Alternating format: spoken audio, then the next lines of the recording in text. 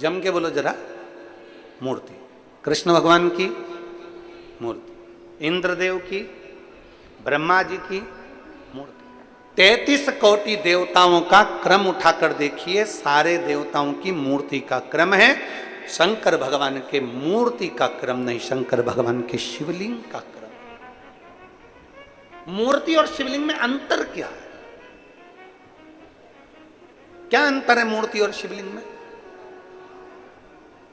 हमने अपनी व्यासपीठ से आज तक कभी नहीं कहा आपको कि आप अपने घर में भगवान शंकर की मूर्ति रखो। कभी सुना आपने कि हमने अपनी व्यासपीठ से कहा हो कि भगवान शंकर की मूर्ति घर में रखो? ना, हमने व्यासपीठ से इतना जरूर कहा कि शिवलिंग तुम्हारे घर में होना जरूरी है।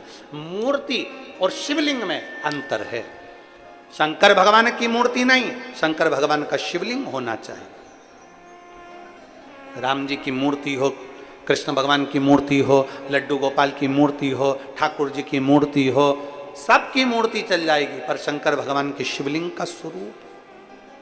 मूर्ति और शिवलिंग में अंतर क्या? सावन के महीने में पूरी आस्था चैनल पर करोड़ों भक्त इस शिव महापुराण की कथा को सुन रहे हैं, और केवल भारत में नहीं, विदेश में बैठकर भी लोग इस पवित्र कथा का लाभ ले रहे हैं, नए रायपुर से।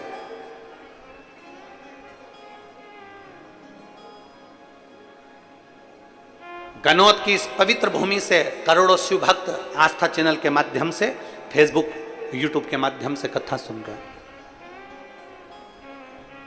आज की कथा में आप स्मरण करिएगा कि मूर्ति और शिवलिंग में जमीन और आसमान का अंतर है।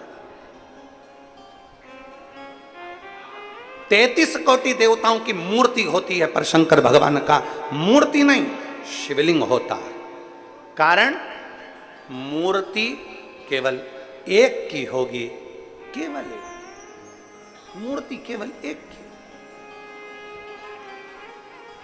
राम जी की मूर्ति है तो राम जी की, कृष्ण भगवान की मूर्ति है तो कृष्ण भगवान की, देवी जी की मूर्ति है तो देवी जी की, इंद्र की मूर्ति है तो इंद्र की, गरुण की है तो गरुण की, वरुण की है तो वरुण की, ब्रह्मा की है तो ब्रह्मा की, सावित्री की है सावित्री की, गायत्री की है गायत्री की, लक्ष्मी की है लक्ष्मी की। मूर्ति केवल एक देवता की।